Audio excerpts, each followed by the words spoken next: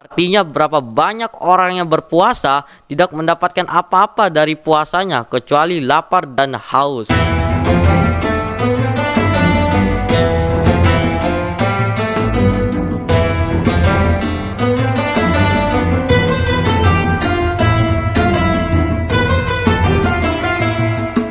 Assalamualaikum warahmatullahi wabarakatuh. Alhamdulillahirabbil alamin. Wassalatu wassalamu ala sayyidina Muhammad wa ala alihi wa sahbihi ajmain. Amma ba'du. Sahabat Mansantara yang dirahmati Allah Subhanahu wa taala, hari-hari Ramadan yang penuh berkah telah mulai meninggalkan kita satu demi satu. Yang telah pergi tidak akan kembali lagi sampai hari kiamat yang akan datang. Siapa yang menemukannya dengan banyak amal kebajikan, ia akan mendapatkan keuntungan berlipat ganda, dan barang siapa yang melalaikannya, dia pasti menyesal dalam penyesalan panjang yang tidak pernah berakhir. Sahabat Mansantara yang dimuliakan Allah Subhanahu wa taala, hampir semua orang muslim yang melaksanakan ibadah puasa mengetahui hal-hal yang membatalkan pahala puasa. Namun masih sangat banyak mereka yang mengabaikan hal-hal yang membatalkan pahala puasa. Oleh karena itu, perlu sekali disampaikan kembali peringatan Nabi besar Muhammad SAW tentang hal-hal yang membatalkan pahala puasa tersebut, sebagaimana sabdanya, khamsatu asya'a tuhbitus sauma aitu batilu sawabuh. Artinya ada 5 macam hal yang membatalkan pahala puasa. Yang pertama, al-kadzib, artinya berdusta. Berdusta adalah perbuatan yang tercela dan dicela oleh semua orang. Tetapi anehnya, hampir semua orang pula yang terlibat dalam perbuatan dusta. Bahkan akhir-akhir ini, dusta telah menjadi bumbu sebagaimana yang kita saksikan di tayangan-tayangan media elektronik, media cetak, dan yang lainnya. Di zaman sekarang ini, orang tidak lagi segan-segan berdusta hanya karena mengejar sesuatu dan menghindar sesuatu. Kalau dia sudah berjanji dan orang lain menuntut janjinya, mulailah dia mencari jalan untuk menghindari tuntutan janji agar tidak mendapatkan julukan pengingkar janji. Karena tidak ada jalan lain, maka terpaksa dia melewati pintu dusta. Akhirnya sekali melanggar janji, 2 predikat yang didapat, yaitu pendusta dan pengingkar janji. 2 julukan yang sama-sama satu alamat, yaitu pintu munafik. Rasulullah SAW bersabda, tanda-tanda munafik itu ada 3. 1. Jika berkata, ia dusta. 2. Jika berjanji, ia ingkar. Dan jika dia diberi amanat atau kepercayaan, ia khianat. Kedua, al-ghibah, artinya membicarakan kejelekan orang lain. Di zaman modern ini memang segalanya berkembang begitu pesat. Ilmu pengetahuan dan teknologi, pertanian dan perindustrian, semuanya serba meningkat. Namun sangat disayangkan bahwa ghibah pun berkembang sesuai dengan perkembangan zaman yang begitu hebat. Di zaman sekarang ini, di mana-mana orang berkumpul, kalau sudah kehabisan bahan bicara, maka dicarilah kesibukan baru untuk menambah hangatnya situasi. Kalau bukan membicarakan hal-hal yang tidak berguna, maka mulailah orang membicarakan kejelekan orang lain. Padahal diri sendiri masih sangat banyak kekurangannya. Bahkan kadangkala yang selalu membicarakan kejelekan orang lain, itu lebih banyak kejelekannya ketimbang kebaikannya.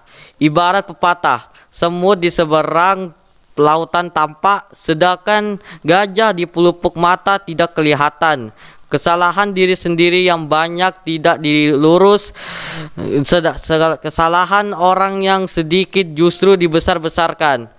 Mulut memang kadangkala tidak mau diam, tapi jangan dia diberi tugas yang akan membawa celaka diri. Banyak orang yang tidak sadar bahwa akibat bicara kejelekan orang, dosanya justru bertambah dan pahalanya berkurang. Nabi besar Muhammad SAW telah memberi peringatan bahwa di saat orang membicarakan kejelekan orang lain, pada saat itu juga dosa orang yang dibicarakan berpindah dalam catatannya, dan pahala kebaikannya berpindah dalam catatan orang yang dijelekannya. Na'udzubillah summa na'udzubillah. Yang ketiga, an-namimah, artinya mengadu domba atau menyambung berita jelek. Suka menyambung berita yang tidak baik di zaman secanggih ini juga sudah berkembang sesuai keinginan orang. Pekerjaan yang tidak memberi manfaat sedikit pun. Bahkan pekerjaan ini lebih menunjuk kepada pertikaian dan permusuhan. Itulah sebabnya Nabi Muhammad SAW menuntun kita untuk mengantisipasi dengan perbuatan positif yang lebih membawa keselamatan seperti yang disabdakan beliau. Barang siapa yang beriman kepada Allah dan hari kemudian, maka hendaklah dia bicara atau lebih baik diam. Bicara baik akan membawa kebaikan di sisi manusia maupun di sisi Allah, dan bicara yang tidak baik pasti akan membawa kejelekan di sisi manusia dan terlebih akan dimurkai Allah Subhanahu wa taala. Maka diam itulah yang terbaik dan akan membawa keselamatan. Sahabat Santara yang dirahmati Allah Subhanahu wa taala. Keempat, al-yaminul ghamus, artinya sumpah palsu. Karena pengaruh materi dan juga akibat keserakahan manusia, maka di zaman ini muncullah bermacam-macam benda palsu atau yang lebih dikenal sebagai aspal asli tapi palsu. Uang dan emas juga banyak yang palsu. Tanda tangan dan cap juga palsu, dokumen dan rekaman yang palsu, sampai-sampai nama pun dipalsukan untuk menghilangkan jejak. Akhirnya karena terlalu banyak yang palsu, maka sumpah pun ketularan menjadi sumpah palsu. Akibat sumpah yang tidak benar itu, kini banyak orang yang dilaknat Allah. Lihatlah hampir setiap hari para koruptor ditangkap dan diadili sementara mereka tidak menyadari dan mengakui kesalahannya. Hidupnya penuh dengan persoalan yang hampir tak pernah selesai. Penghasilannya masih terasa tidak pernah mencukupi. Batinnya terus dilanda kegoncangan demi kegoncangan dan banyak lagi persoalan-persoalan lainnya yang datang silih berganti. Kelima, an-nazaru bisyahwa, artinya memandang dengan pandangan nafsu syahwat. Dalam pergaulan sehari-hari saat ini memang sangat sulit menghindari diri dari melihat wanita si kaum Hawa. Di sana sini wanita tidak pernah tiada, bahkan di hampir semua sektor wanita diberi fungsi, sehingga bagaimanapun menghindar pasti bertemu dan melihat yang namanya wanita. Apalagi para wanita modern ini berani menampilkan diri dalam bentuk yang merangsang. Dengan semakin gencarnya persaingan di bidang ekonomi, maka wanita pun menjadi alat pelaris barang dagangan, penarik investor, penghias supermarket, dan penambah gaya reklame sebagai perusahaan dengan penampilan yang melanggar etika dan norma agama. Mungkin semua ini juga akibat kesalahan kita kaum lelaki yang terlalu memberi kebebasan kepada wanita, sehingga tidak heran kalau laki-laki juga yang kena getahnya. Namun tentunya bagi orang yang beriman, dia akan berusaha semaksimal mungkin untuk tidak terjebak kepada pandangan dan aktivitas yang seperti itu, agar terhindar dari dosa dan sekaligus terhindar dari yang membatalkan pahala puasa. Sahabat Santara yang dirahmati Allah Subhanahu wa taala, 4 perbuatan mulut dan 1 perbuatan mata sama-sama membatalkan pahala puasa. Karena tidak menjaga batas-batasnya, alangkah ruginya puasa yang dengan susah payah dilaksanakan, menahan lapar dan haus, mencegah semua yang halal bertahun-tahun, hanya karena memperturutkan kemauan mulut, pahala binasa, dan karena mengikuti kemauan mata, ganjaran pun tiada. Benarlah apa yang telah ditegaskan oleh Nabi besar Muhammad SAW.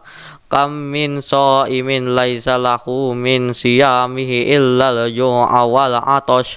Artinya, berapa banyak orang yang berpuasa tidak mendapatkan apa-apa dari puasanya kecuali lapar dan haus. Apa arti bersusah payah? Apa guna berhaus lapar kalau hasilnya hanya sia-sia? Sebulan penuh orang menahan lapar dan haus, menjaga hal-hal yang membatalkan puasa, namun pahalanya tidak didapat. Adalah kerugian yang paling nyata, hanya karena memperturutkan lidah yang tidak bertulang dan mengikuti kemauan mata yang suka memandang. Akhirnya pahala puasa tidak mendapatkan balasan. Memang kalau orang sudah menjaga hal-hal yang membatalkan puasa, maka puasanya dianggap sah. Tapi apa artinya sah kalau tidak mendapatkan ganjaran pahala? Ibarat orang yang menanam pohon kelapa yang tidak mengikuti aturan pertanian. Pohonnya tumbuh dan berkembang banyak tapi tidak ada satupun buahnya.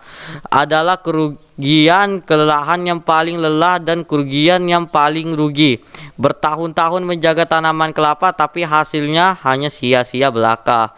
Demikian pula dengan puasa dari hari pertama sampai terakhir, dari umur sampai berumur berakhir, semua dilaksanakan dengan sempurna, tapi karena tidak menjaga hal-hal yang membatalkan pahalanya, maka datang masa perhitungan di akhirat, tidak satupun yang diterima akibat pahalanya telah tiada. Alangkah beruntungnya kalau selama Ramadan ini kita belajar mengarahkan kebiasaan lidah yang salah kepada yang benar, kebiasaan dusta diganti dengan tasbih, kebiasaan namimah digantiin dengan istighfar, kebiasaan ghibah dirubah menjadi zikir, dan begitu seterusnya. Akhirnya mari kita terus introspeksi untuk koreksi diri, untuk terus menghitung amal kita, manfaatkan Ramadan untuk terus melatih mengendalikan nafsu. Kita rubah perbuatan lidah yang merugikan kepada yang menguntungkan. Kita perbanyak amalan sunnah yang gampang dilakukan agar sesudah Ramadan kita benar-benar bagaikan lahir, kita bagaikan bayi yang baru saja dilahirkan. Semoga Allah SWT memberi petunjuk dan bimbingannya kepada kita sekalian. Amin ya rabbal alamin. Wallahul muwaffiq ila aqwamit thoriq. Wassalamualaikum warahmatullahi wabarakatuh.